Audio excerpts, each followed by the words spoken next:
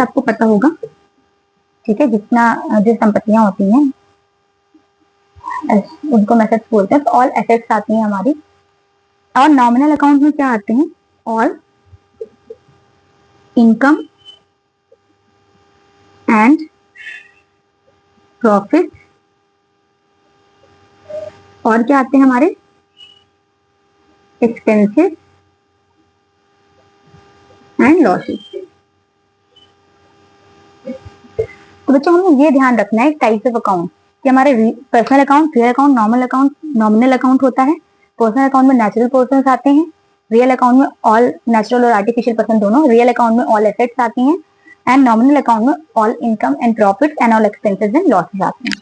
ठीक है, तो क्योंकि ये पता होगा तभी हम अपने 6 गोल्डन रूल्स को एनालाइज कर पाएंगे।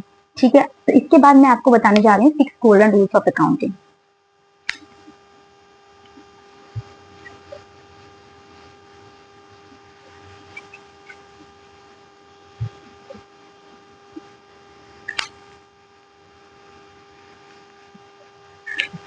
इसके बाद मैं आपको बताने जा रही हूँ गोल्डन रूल्स ऑफ अकाउंटिंग, जो कि 6 होते हैं गोल्डन रूल्स। जनरल एंट्री करने के ये गोल्डन रूल्स हैं। फर्स्ट हमारा होता है receiver is debit,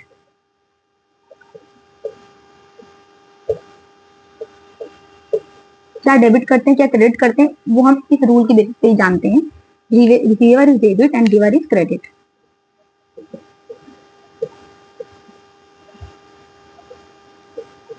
and second is what comes in debit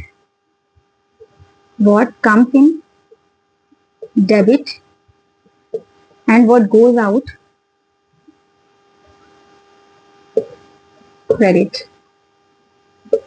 and third होता है all expenses and losses are debit and all income and profits are credit. Okay student, so first rule is receiver is debit and giver is credit. यानी जो receive करेगा उसको हम debit करेंगे, जो देगा उसको हम क्रेडिट करेंगे। What comes in debit and what goes out credit. अच्छा, इस जो चीजें आएंगी उनको हम डेबिट करेंगे, जो जाएंगे उनको क्रेडिट करेंगे। और ये ऑल एक्सपेंसेस एंड लॉसेस, जितने भी एक्सपेंस एंड लॉस होंगे उनको हम डेबिट करेंगे, जितने भी इनकम एंड प्रॉफिट होंगे उनको हम क्रेडिट करेंगे। अब बेटा ये पता होना चाहिए कि ये रूल एप्लीकेबल कब होते हैं, किस अकाउंट पे कौन से रूल एप्लीकेबल होते हैं। ये हमारे 6 रूल है। फर्स्ट सेकेंड, ये first second third fourth fifth and six. तो बेटा ये दो जो रूल्स होते हैं, receiver is debit and giver is credit, ये हमारे पर्सनल अकाउंट के लिए होते हैं। यानी जो पर्सन रिसीवर होगा उसको हम डेबिट करेंगे, जो पर्सन गिवर होगा उसको हम क्रेडिट करेंगे। What comes in debit what goes out credit, ये हमारे रियल अकाउंट के लिए होते हैं। यानी ऑल एसेट्स, जो एसेट्स आएंगे उनको हम डेबिट करेंगे, जो एसेट्स हमारे जाएंगे उनको हम क्रेडिट करेंगे। एंड ये हमारे नॉमिनल अकाउंट के लिए होते हैं। जितने भी एक्सपेंसेस एंड लॉसेस होंगे उनको हम डेबिट करेंगे, जितने भी इनकम एंड प्रॉफिट होंगे उनको हम क्रेडिट करेंगे। ठीक है बच्चों, तो इस गोल्डन रूल के बेसिस पे हम ट्रांजेक्शन को रिकॉर्ड करते हैं। जैसे एक मैं आपको यहाँ पर ट्रांजेक्शन लिख के दिखाती हूँ और फिर दिखाती हूँ कि मैं हम उसको रिकॉर्ड कैसे करते हैं। जैसे मानिए हमने बिजनेस में फर्नीचर परचेज किया, यानी फर्नीचर एग्जाम्पल है, फर्नीचर परचेज फॉर 10,000 रुपीज। ठीक है, ये एक ट्रांजेक्शन है। ठीक है बच्चों, इस ट्रांजेक्शन को रिकॉर्ड करने के लिए हम सबसे पहले क्या करेंगे, ट्रांजेक्शन को एनालाइज करेंगे कि इसके कितने एस्पेक्ट हैं। तो इस ट्रांजेक्शन के बच्चों कितने एस्पेक्ट है, 2 एस्पेक्ट है। एक तो फर्नीचर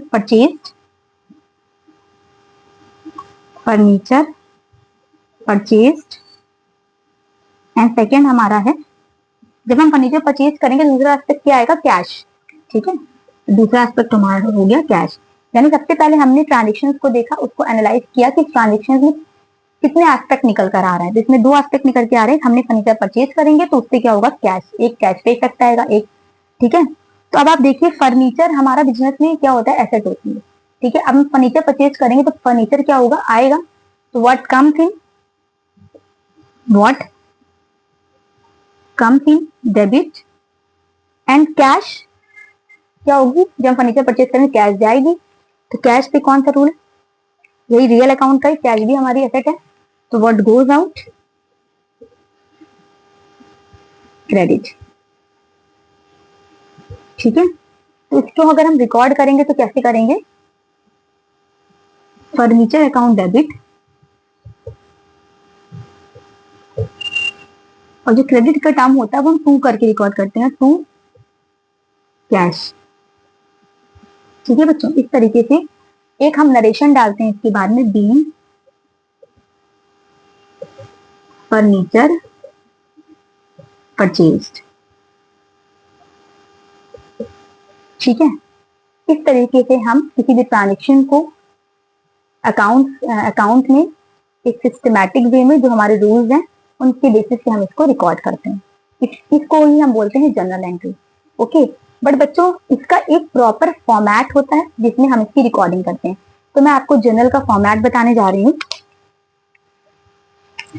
एक बार आप देख लीजिए जर्नल का फॉर्मेट क्या होता है।